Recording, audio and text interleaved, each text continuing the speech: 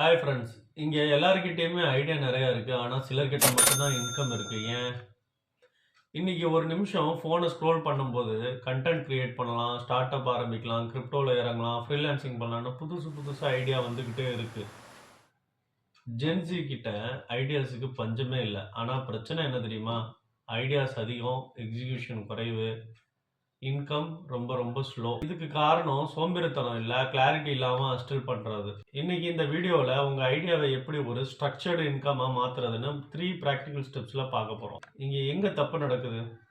Gen Z பண்ணுற மிகப்பெரிய தப்பு எல்லாத்தையும் ஒரே நேரத்தில் ட்ரை பண்ணுறது. நான் ஒரு யூடியூபர் ஆக போகிறேன், இல்லை ஃப்ரீலான்சிங்கில் காசு இருக்குது, கிரிப்டோவில் இன்வெஸ்ட் பண்ணலாமா, ஆப் கிரியேட் பண்ணலாமா, ஒன்றும் வரலடா அப்படின்னு சொல்லிட்டு பர்ன் அவுட் ஆகி உட்காந்துருவாங்க சீக்கிரமே. பிரச்சனை உங்ககிட்ட ஸ்கில் இல்லை, உங்ககிட்ட ஒரு சிஸ்டம் இல்லை. டிஜிட்டல் வெல்த் உருவாக்க பிளான் போடணும். அதுக்காக கார்பரேட் கம்பெனி மாதிரி பெருசாக யோசிக்க வேணாம், ஆனால் ஆர்கனைஸ்டாக இருக்கணும். Step 1, system. முதல்ல உங்களுக்கு நீங்களே ஒரு நேர்மையான கேள்வியை கேளுங்க. இன்னைக்கு இன்டர்நெட்டில் மக்கள் எந்த ஸ்கில்லுக்கு காசு கொடுக்க தயாராக இருக்காங்க? உங்கள் பேஷன் அப்புறம் பார்த்துக்கலாம். முதல்ல மார்க்கெட் டிமாண்ட் இருக்கிற ஒரு கோர் ஸ்கில்லை பிடிங்க. அது வீடியோ எடிட்டிங், கோடிங், ரைட்டிங், இல்லை ஸ்டோரி டெல்லிங்காக கூட இருக்கலாம். ஸ்கில்ஸ் கலெக்ட் பண்ணிட்டீங்களா?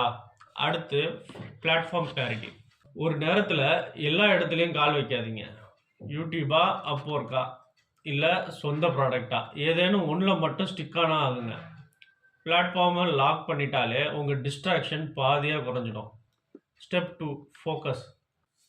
நாளைக்கு பண்ணலாம், செட்டப் வந்ததும் பண்ணலாம், இதெல்லாம் நாமளே நமக்காக சொல்லிக்கிற பொய். ஆப்ஸு, ரீல்ஸு, நோட்டிஃபிகேஷன்னு நம்ம கவனத்தை சிதறடிக்க ஒரு கூட்டமே காத்துட்டு இருக்கு. இதுக்கு தீர்வு டிசிப்ளின் இல்லை, என்விரான்மெண்ட் டிசைன். ஃபோனை கிரேஸ்கேல் மோடுக்கு மாற்றுங்க, ஃபோன் பார்க்குற ஆசையே போயிடும். Time boxing. நான் ஃபுல் டேவும் வேலை செய்யணும்னு சொல்லாதீங்க. ஒரு 25 நிமிஷம் டைமர் செட் பண்ணுங்க. அந்த 25 நிமிஷம் உலகம் அழிஞ்சாலும் உங்கள் வேலை மட்டும் நடந்துக்கிட்டே இருக்கணும். ஞாபகம் வச்சுக்கோங்க, கன்சிஸ்டன்சிங்கிறது வேகமாக ஓடுறது இல்லை, நிற்காமல் ஓடுறது. ஸ்டெப் 3, மணி. ஆசையாக ஒரு விஷயம் பண்ணால் அது ஹாபி, அதையே காசாக மாற்றினா அது பிஸ்னஸ். பிடிச்சதை செய், பணம் வரும். இது பாதி உண்மைதான்.